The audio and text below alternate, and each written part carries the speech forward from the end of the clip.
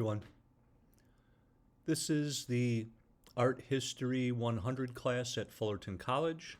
We are going to go over our second chapter from the book Living with Art, titled What is Art? And you will have a assessment on the lecture What is Art? And also the second lecture, How Animals Are Used in Art. Or more specifically, we're going to look at animal exploitation, I think. And I want to kind of get your opinion on what the rules should be for animal use in art. And when you make your reply, I will show you what CAA, the College Art Association, the rules that they have come up with. And we can see if we think that they've done a good job or not. So we looked already at the first chapter, Living with Art. We found questions on what is the impulse for making art, where does it come from in the Paleolithic age, what kinds of things do artists do, what is creativity, and now we're going to continue that a little bit further.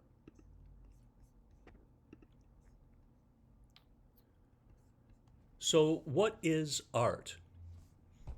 Art is something that has value in our society. We have art museums that are just as important to cities as sports stadiums and shopping districts. Sometimes the art galleries and the public art are in those shopping districts. Libraries, also art often in there, parks. Many ways that art is used to bring prestige to a city. We're looking at two examples of this in Los Angeles. On the right is an overhead view of the Getty Museum in Brentwood off the 405. It is a massive museum run from the Getty Trust, the J. Paul Getty Trust. They own much of the acreage around the museum as well. All of the white marble is travertine shipped in from Italy. They have a giant garden that is an art project by LA artist Robert Irwin. They have one of the best research libraries for art in the world, and they have several galleries that show art that they own, and also because the Getty is active in art all around the world, there have been shows of French tapestries, artists like James Ensor, J.M.W. Turner. I have seen a reproduction of the Magao Buddhist caves also on the campus. It is a great museum. And then there is a second museum of Greek and Roman art in Malibu. The left-hand image, this is La Cienega Boulevard in Culver City. And this was a street where almost every building was an art gallery in the 2000s. Few of the galleries still remain, like Blum and Poe. Many of the galleries have moved on to other spaces, in particular now in downtown LA or in Boyle Heights. So with galleries, you like to find, I think as a gallerist, you want to be in a neighborhood with a number of other galleries. So when people go to see art, they can simply walk from building to building and see a lot of art. And maybe in doing that, they will buy some of the art. Normally, museums cost money. There's admission, although there are many free museums in Los Angeles, including the Broad Museum and the Hammer Museum. And art galleries are always free. So art galleries are always inviting you in the bohemian spirit to come in and experience their art. And hopefully, you'll come in a lot. You'll add a vibe by your coming in. Maybe you'll come to the openings, and then hopefully maybe you'll begin collecting some art as well. So when it comes to art, we not only value those spaces, we value artists too. Some artists we know by name, even though we might not know much about art. I think two of them here, Pablo Picasso on the left, and a museum gift shop with Andy Warhol merchandise. Warhol shirts, Warhol playing cards, Warhol calendars. So on the left is an oil painting by Pablo Picasso called The Three Musicians from 1921. This is his Cubist style that he became famous for. And what I particularly love about this painting is the way that the three musicians, a wind instrument, a guitar, and a vocalist, their bodies have all mingled together by becoming these geometric facets and not being like natural human body parts. The guitar is becoming part of a body. The blue eyes of the guitarists are turning into the body of the wind instrument. And I think there's something very symbolic here about the way that a body becomes one by making music with other musicians and playing a similar melody or a similar song. The right-hand image, we see Andy Warhol, his kind of famous style that he did. Here we're looking at an image of Marilyn Monroe. He did silk screens of soup cans, Campbell's soup cans. He did silk screens of movie stars. His most interesting work are silk screens of car crashes that he would make over and over and over again to remind us how we would get numb to that kind of violence. I think Andy's also really important in terms of the factory and what he did at the factory. Here's a video that I'd like you to watch. I want to play a few moments of it for you. Kind of describing the factory and how famous people ended up at the factory. Here is Andy Warhol here. He is emblazoned with coolness, wearing sunglasses inside, very rarely responding directly to interviewers' questions, and also starting a scene in New York City through his studio that was the factory. A social space and also a studio, and had their own band, the Velvet Underground. It was a place where if you were famous, you came to it. I want to show you a clip that shows you a few of the famous people coming by, and then show you a clip of kind of what made it special.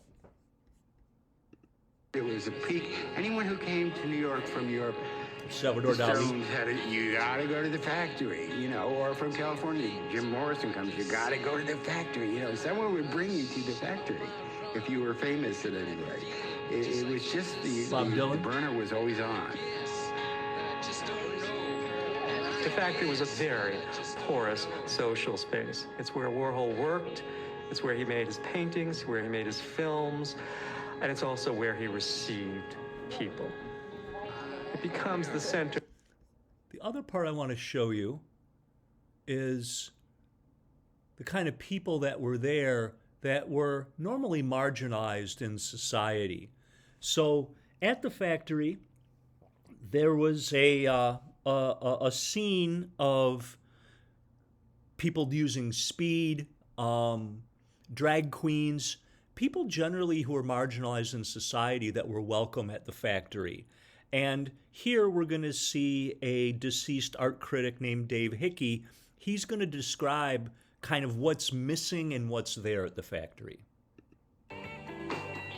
The thing that I thought was most interesting about it is that the dominant people in the scene were all of these working class drag queens. You know, you got Ondini, you got Candy and these people. And yeah, they're drag queens, but they're also like working class dudes from Queens and Brooklyn, you know. The interesting thing, I think, you know, if you look at that crowd in the factory, very few products of American middle class culture. You got the top, you got the bottom. You got the drag queens, you got the flower children from, you know, Harvard and Stanford. And so that tonality of it was like really strange.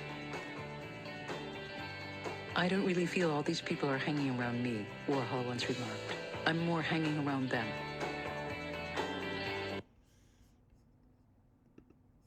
So that video on Warhol's factory, I link you to it here, and I would highly recommend that you watch it. to understand the idea of sociability and art. That art isn't just about objects, it's also about people getting together as well. So not only do we know famous places where art is shown, like the Getty Museum, well-known artists, there are also certain artworks that are really well-known, again, even if you don't know a lot about art.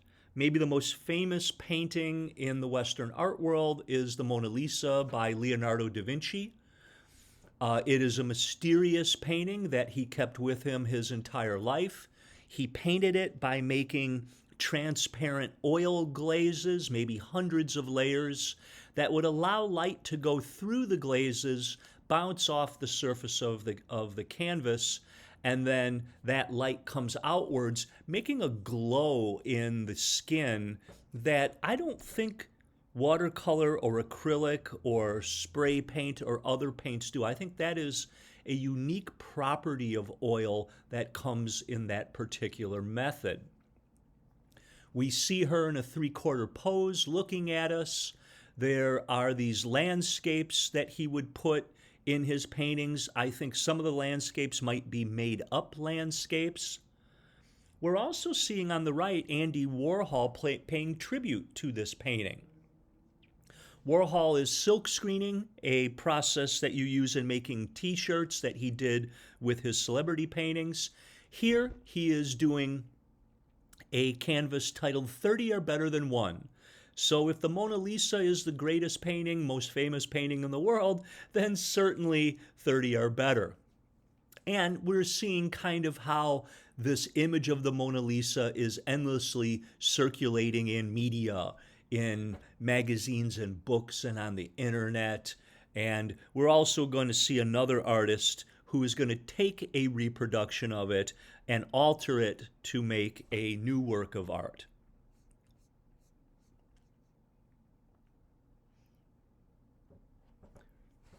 So also in art, there are really famous periods, time periods where art really flourishes. And a period so important that we will study that for an entire class period in the Renaissance.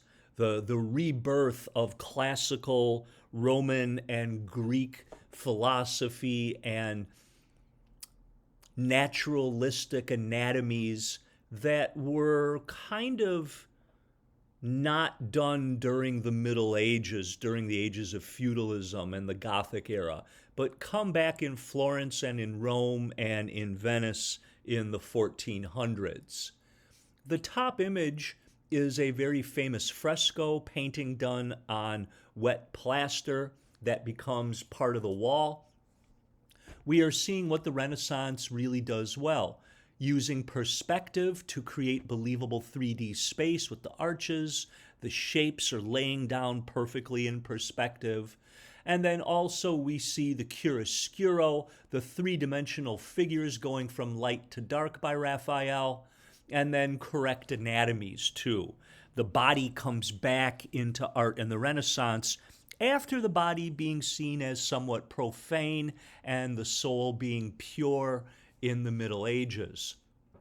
The School of Athens is in the library at the Vatican, in the same building that the Sistine Chapel is in. And we are seeing in the School of Athens two of the most famous philosophers in antiquity. Plato, who is pointing up, he believes in the superiority of the mind to anything physical, and we are seeing other scientists and artists like Michelangelo on his side of the painting. On the other side here is Aristotle, student of Plato, who believes that you can only believe what you can see in the physical world. He starts the empirical method of science, and we have other scientists and philosophers and the painter Raphael hiding in the corner here, who are in his camp of the beliefs of Aristotle. In the bottom, we're seeing a contemporary artwork using all the techniques in the Renaissance. The perspective, the chiaroscuro, the anatomy. It looks like a mirror that you might hold up to the world. This is done by Kehinde Wiley. He's using all of these same techniques, but His subject matter are now black contemporary youth as aristocrats and dandies from earlier paintings in the 1700s. And we're seeing here a procession with Timberland boots, a t-shirt with a rapper Notorious B.I.G., and I believe a Dallas Cowboy jersey.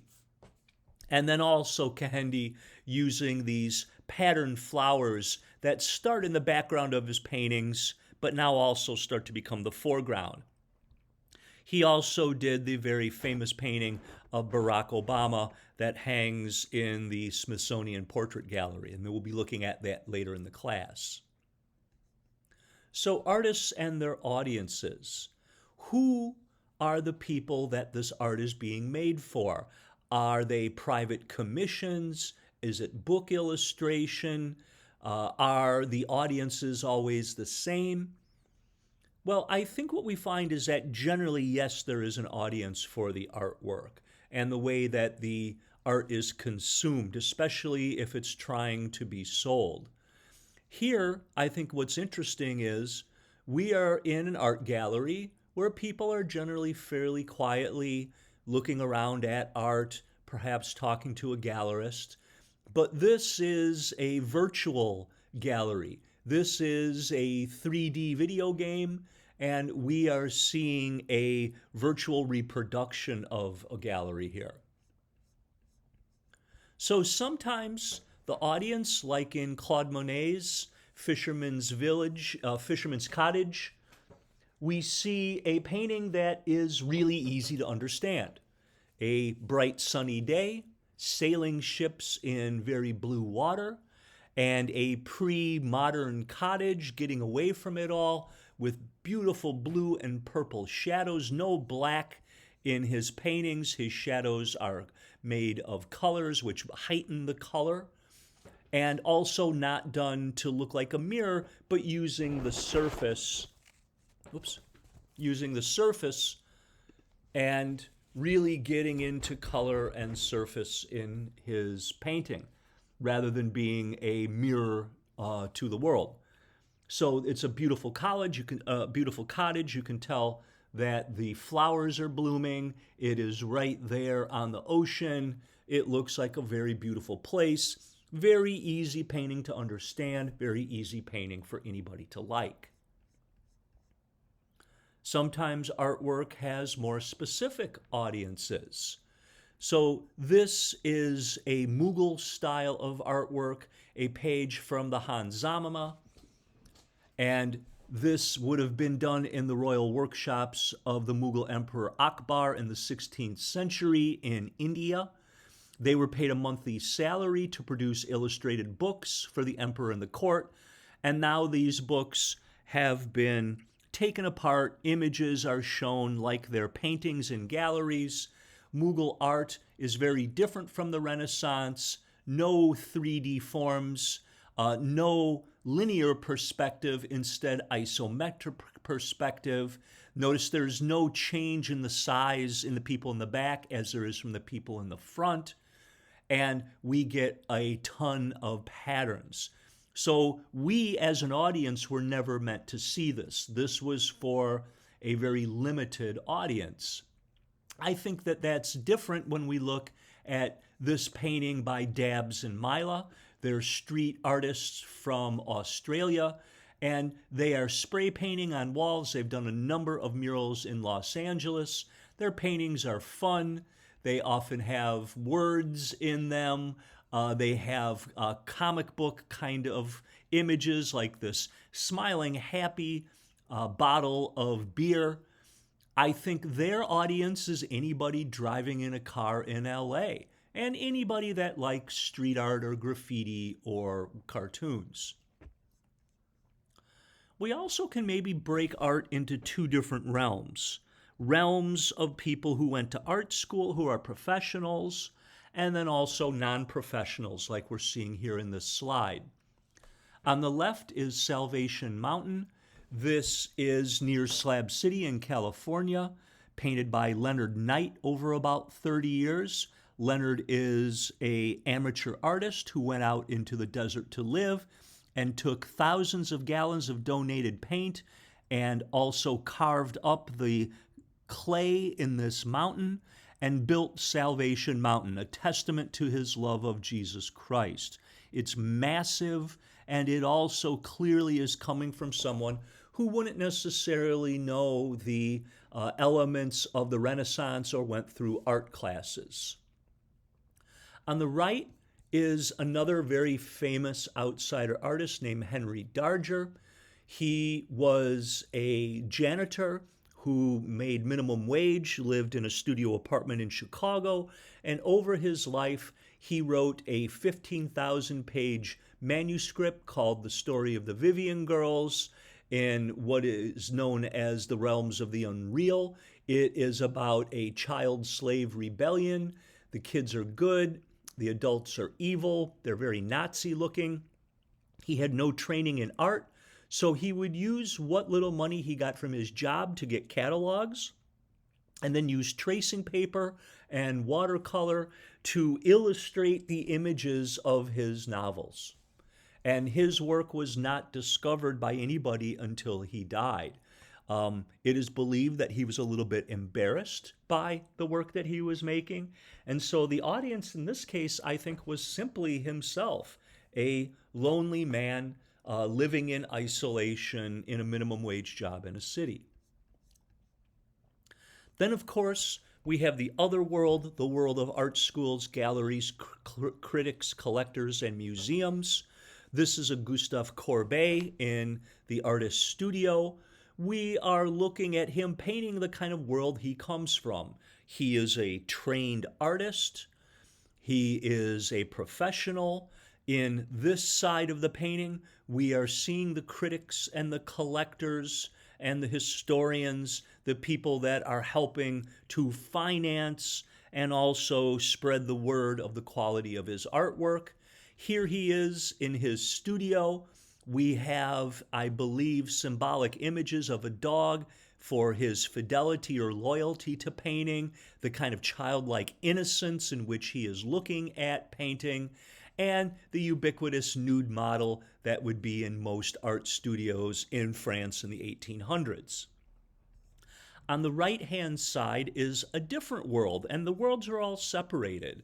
These are the worlds of his artist friends and the people that he knows and that make his life rich, not as a professional, but as an artist loving to talk about art and ideas with other writers and artists.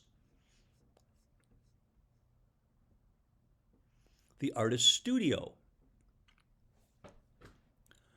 So the bottom image is an image of a 15th century artist named Verrocchio. These artists often were taking in apprentices. The apprenticeship begins somewhere between the age of 7 and 15. They are for labor, receiving room and board, maybe even a small salary. They are learning essential skills like preparing surfaces for painting, casting statues in bronze. Eventually, they are learning the secrets of the Renaissance, perspective and drawing. They are learning optics. And in this studio, this is where Leonardo da Vinci apprentices to ultimately become a master himself. That same kind of large studio with a lot of people we find in the top image with Jeff Koons. He has a factory of artists working in New York City, making his paintings and his sculptures. Jeff is not physically making the artwork. He is coming up with the ideas and providing the resources to get the art made. His paintings are realistic, and they are often traced from photographs and projected on walls, and then painted with paint that has been pre-mixed, almost paint by numbers. And he also has a large sculpture studio too. So the artist doesn't always have to make work physically. Sometimes they can just be the director, the auteur who comes up with the vision and then makes sure the work gets made to their specifications. Art and beauty. So what is the role of art? Is it to inform? Is it to delight? Is it to be beautiful? Maybe is it to be ugly? What does it do well? Well, I think a lot of us think that art is supposed to be beautiful. And here we're looking at a Dante Gabriel Rossetti from 1879. The painting's technique is in the pre-Raphaelite style.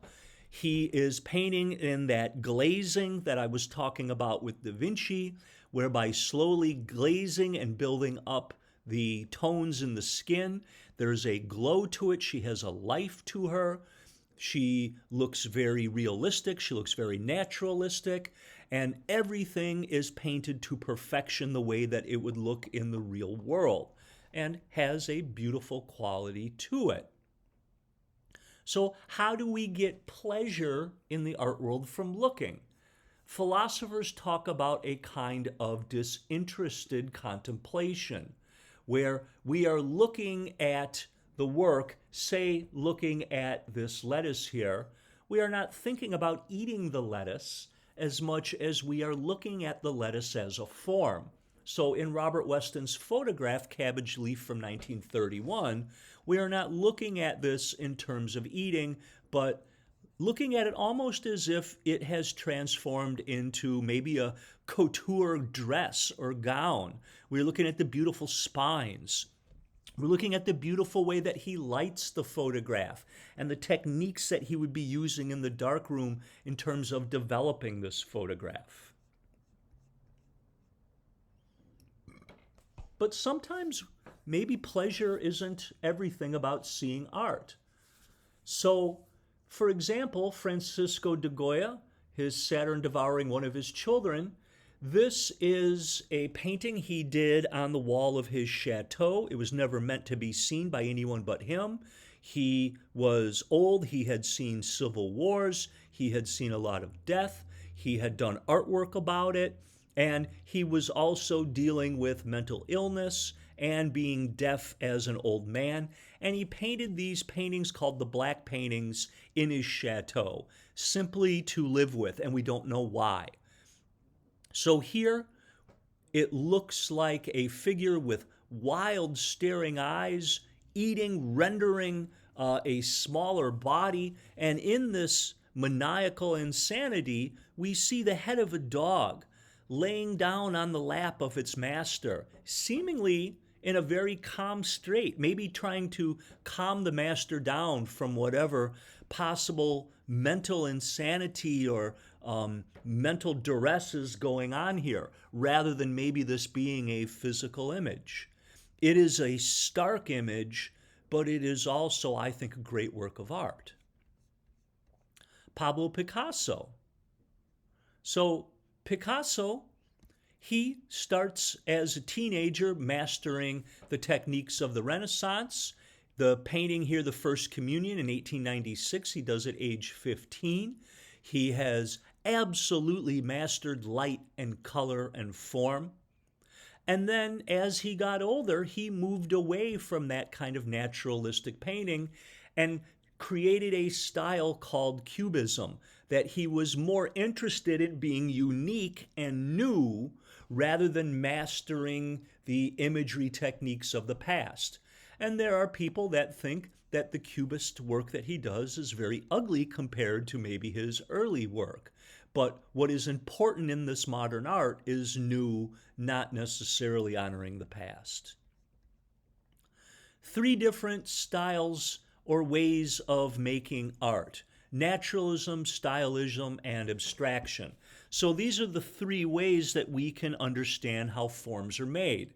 The Dwayne Hansen sculpture on the left, Supermarket Lady.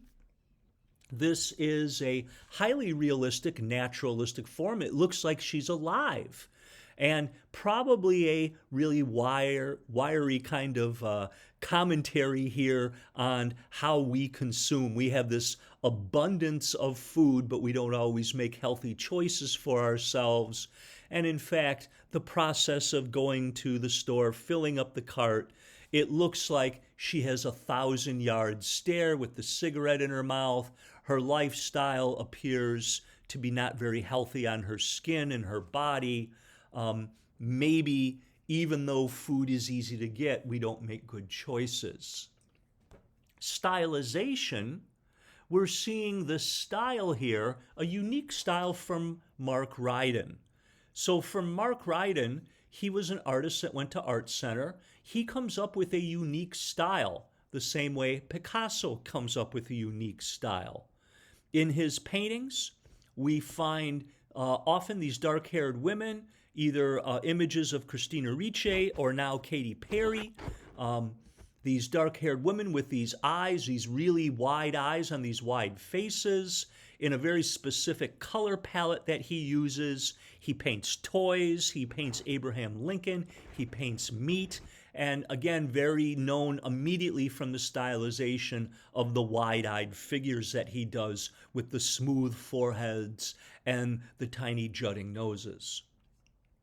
And then the third way of seeing a form is total abstraction. This is painter Vasily Kandinsky. He's one of the pioneers of non-representational art. He is painting music and saying that music, obviously because it's sound, not visual, he has a certain amount of latitude for representing rhythmic forms, the rhythmic geometric forms and how they exist or seemingly float in this endless white space. So art can be represented by a number of different styles. The O.G. Amos brothers, the twins, have a unique street art style with yellow faces and broad flat noses.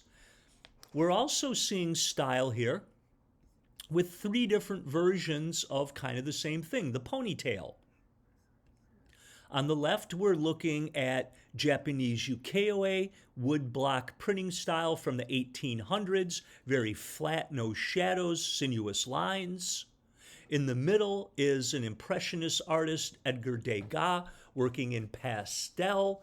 He is much more naturalistic, engaging in the chiaroscuro, the difference between the highlight and the dark and the soft line shadow that forms. And then on the right, we are seeing something totally abstract here from Susan Rothenberg and seeing only the ponytail but no body attached to it. So again, here is naturalism, here is stylization, and here is abstraction for the same subject matter. We also talk about art and meaning. How do we discover meaning? Sometimes it's simple, sometimes it's not. So for example, on the left by the artist Crayola, we are seeing what looks like a vanitas. We are seeing the candle where the candle has got very low. We are seeing the skull, but it's of an animal.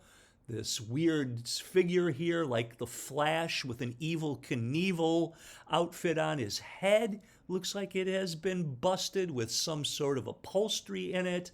And then lots of animals and fruit, probably implying symbolic qualities that might be influenced by Dutch paintings from the 1600s. On the right is Thomas Kinkade. Thomas Kinkade is an artist who went to Art Center in Pasadena, and he invented a factory of artists who made paintings in malls that were really popular, really easy to buy, typically showing warm family gatherings, warm family homes with the fireplace burning, warm lights on the inside, flowers in bloom, very easy to like, very easy to sell, and showing really his Christian values. Form and content.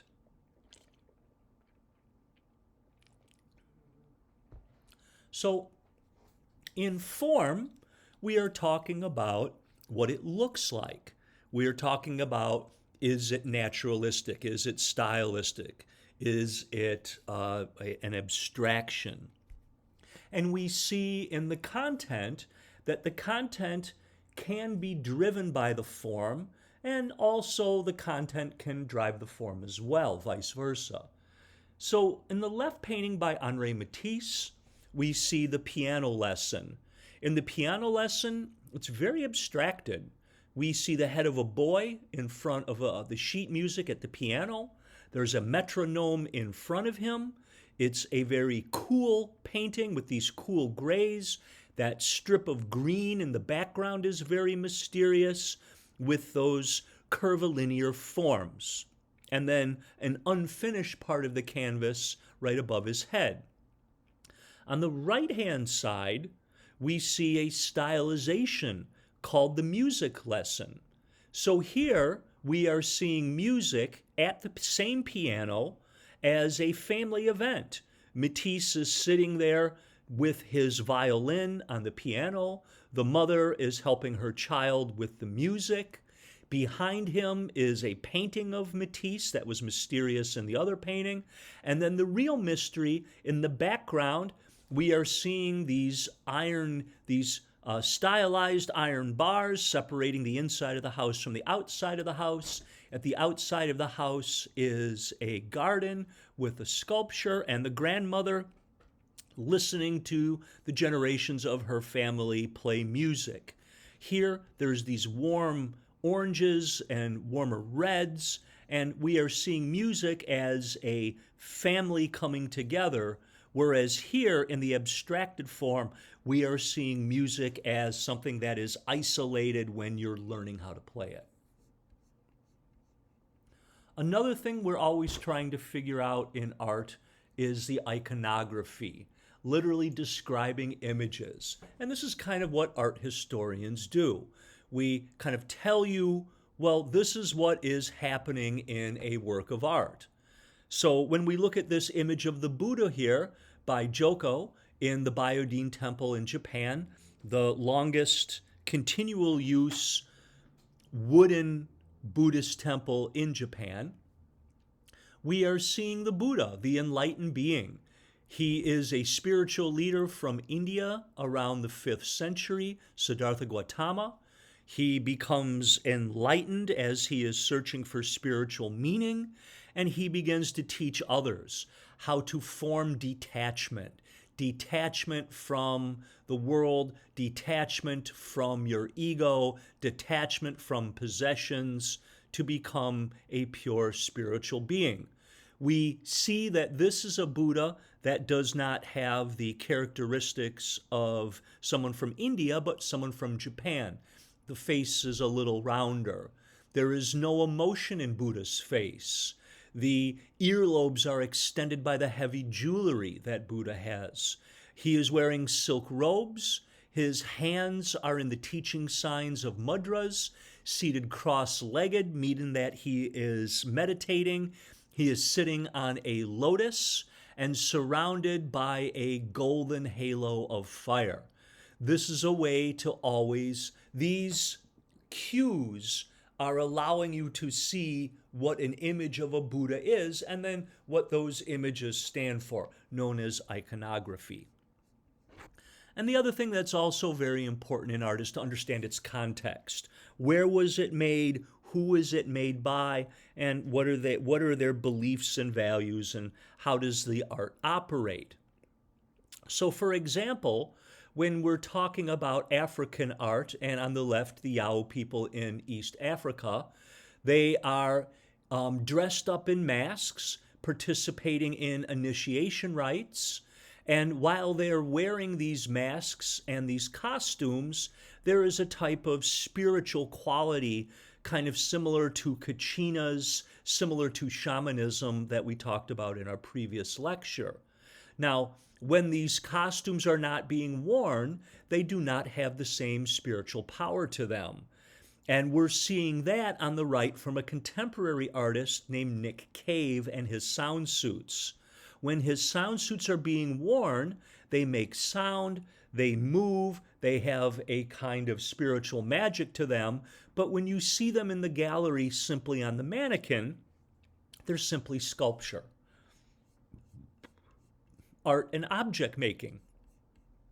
So yes, a lot of art is about toys for rich people, filling up apartments with paintings and sculptures, things that signify cultivation of taste, that signify earning power.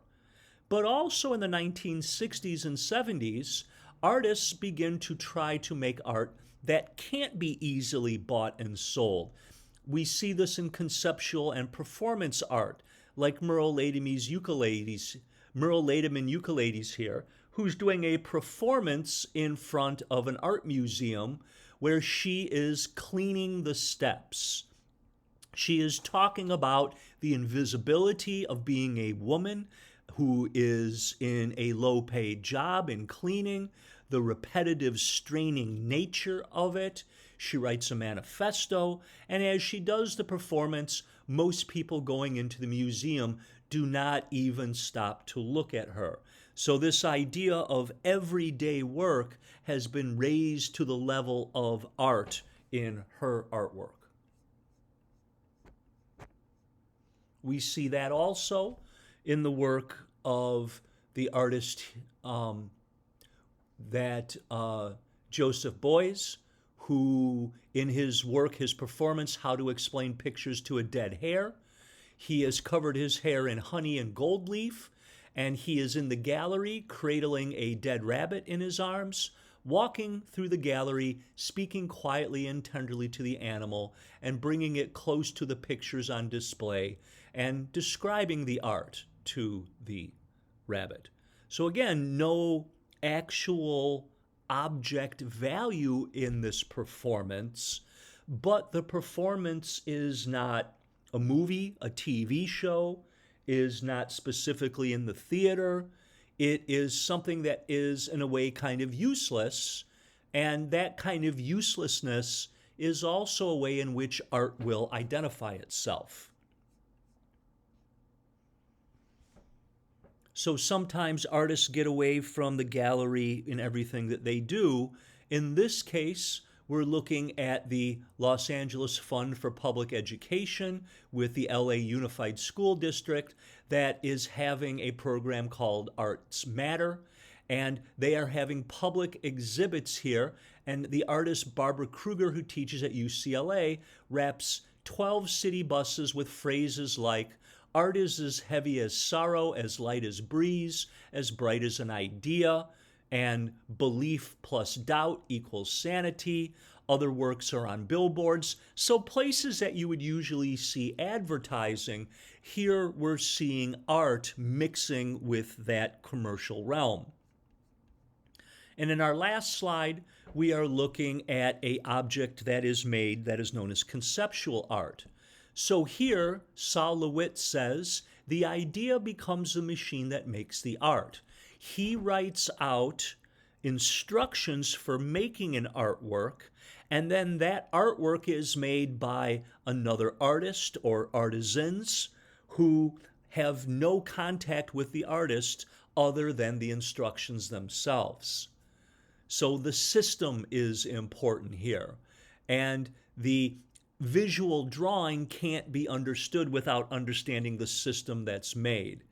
And that's what's important, the idea here rather than what comes out at the end in the drawing.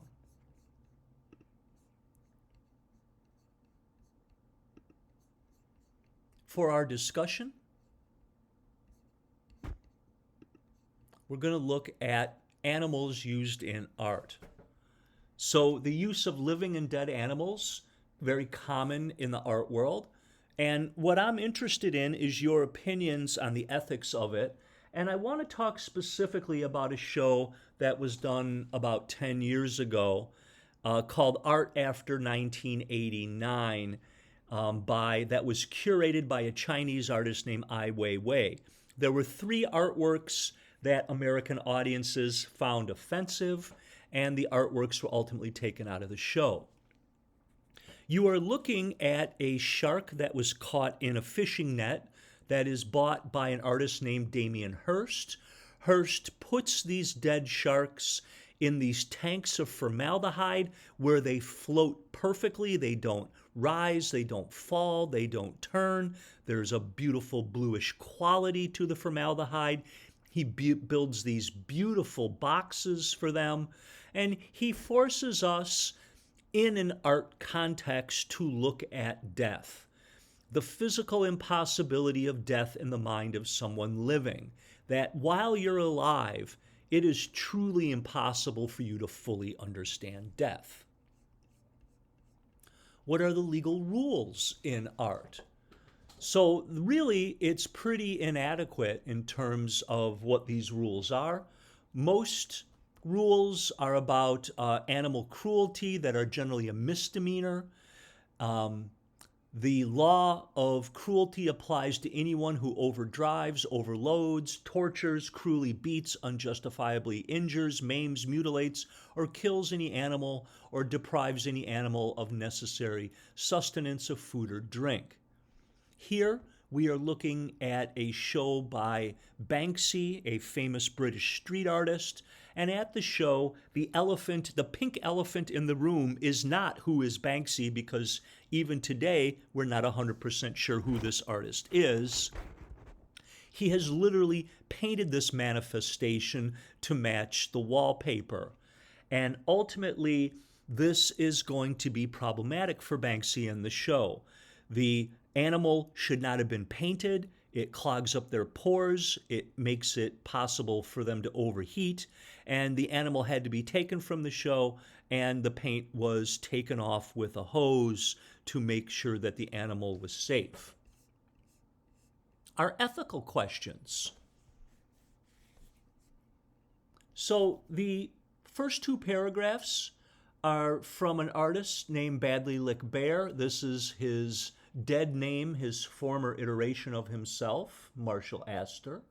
He says, okay, let's get real. We've got to stop with these false equivalencies and artificial binaries. This isn't an issue about free speech activists versus animal rights activists. The issue here is animal abuse. Abuse is not a form of protected speech. So what this is really all about is our addiction to the spectacle as a form of capitalist luxury and luxury by proxy. Let's face it, the doyens of the art world would defend feeding people to lions if someone could figure out the ROI, the return on investment.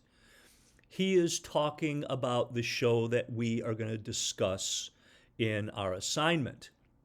Now here, we're looking at Janus Cornelius's Untitled 12 Horses from 1969. We are seeing horses in a gallery, and the horses are kind of living sculptures for us in the gallery setting. The horses are tethered during the day, and then at night they're brought home by the owner, and they are put into the pasture and into the living places that are built for them.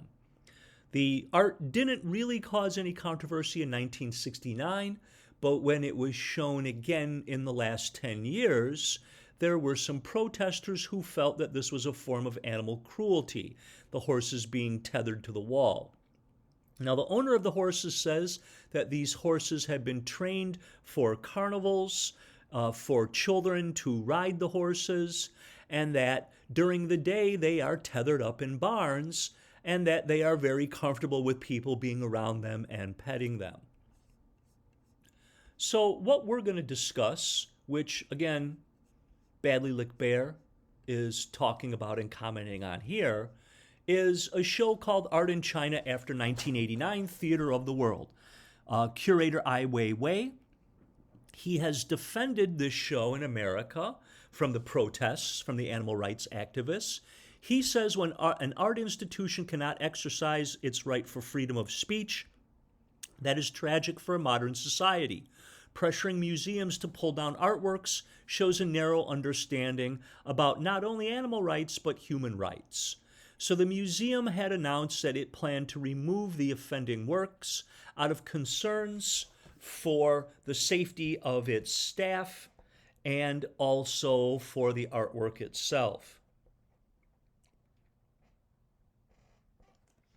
So the three pieces that are pulled out of the show, I want us to take a look at these. I want you to comment on all three of them. I want to get your feelings on all three of them. And then I want you to tell me what you think should have been done. Did the museum do the right thing in taking these down? So first of all, in the United States, the pieces were not shown in their entirety as they were in 1989. 1989 is a very important date in China. That is when Tiananmen Square happened. Students were protesting the communist government. The communists shut the protests down. a lot of the students disappear, and China has erased that date from history. That they don't talk about 1989, they don't talk about Tiananmen Square. It is basically invisible in all media and only talked about in whispers. So the three pieces. The left, we have theater of the world. We only saw the sculptural part, not the animals in this United States. So there are various species that have been put into this viewing space, lizards and spiders and scorpions and crickets, and it's basically a gladiatorial arena of death. These animals have no place to hide, and we see them consuming each other for food. So are we looking at insects? Are we in an architectural form as a closed system? Is it a cross between a panopticon where we can see everything? And is this the shamanist practice of keeping insects? Is this a metaphor for conflicts among different people or cultures? Or is this a modern representation of the ancient Chinese character on the bottom far right, Gu, composed of 3 insects superimposed upon a plate? It means vicious or evil spells. The second and third of the works. The bottom work by Zhu Bing, A Case for Transference, we see a boar and a sow, male and a female pig, stamped with his fake Chinese characters, also mixing Roman letters. So the mixture of Roman letters, our alphabet, and the Chinese letters, and the male pig trying to mate with the female pig is the metaphor of the Chinese and American economy trying to mate, and also the skittishness between the two of us as we're trying to do so. The female pig trying to run away from the male pig. I think the most disturbing piece for me, and this was shown as, Zhu Bing was shown as a video, and also Hong Yangping's Theater of the World 1990, Peng Yu and Sun Yuan's 2003 Dogs That Cannot Touch Each Other. So here in the video, I think it's very hard to watch. We're seeing trained dogs who are trained to be aggressive. They're on treadmills, and they are trying to bark and to get at each other to fight. And they're being encouraged by their handlers to do so. And the audience is watching this as a spectacle, as entertainment, and I find it really unsettling. And the dogs are trying to get at each other but cannot, which I think is a metaphor for the Chinese and American militaries, that they are barking loudly at each other, they are doing maneuvers, but really when it comes down to it, neither one really wants to fight. Because if China and the United States go to war, both of our militaries are going to be destroyed, and ultimately we will not have that same power anymore once that happens. So what I would like you to do for your assignments, I have a quiz on what is art, multiple choice. I want you to comment on the rules. What do you think the rules should be? And I also want to get your feelings on those 3 works of art that I just described for you from Art in China after 1989. And I also want you to do a lecture assessment. So from watching the video lecture and from reading the lecture, I want to know what your favorite thing was in the lecture. And I also want you to list 4 things that you've learned from the lecture. And that will be graded also. Talk to you soon, and we will go over the next chapter. Bye-bye.